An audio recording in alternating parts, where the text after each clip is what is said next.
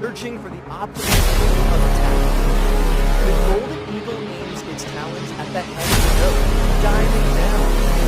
Just as it's about to catch the goat, the goat suddenly lowers its head abruptly, making the golden eagle miss its target. However, the golden eagle doesn't give up on it. Instead, he adjusts its posture, grabbing onto the goat's back. The goat, far from sitting still, continuously tries to shake off the golden eagle from its back.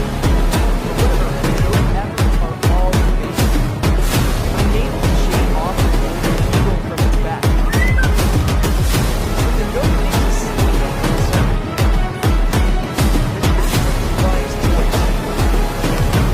Turns around and runs downhill, accidentally tripping and falling to the ground. However, instead of getting back up, it continues rolling down the rocky slope.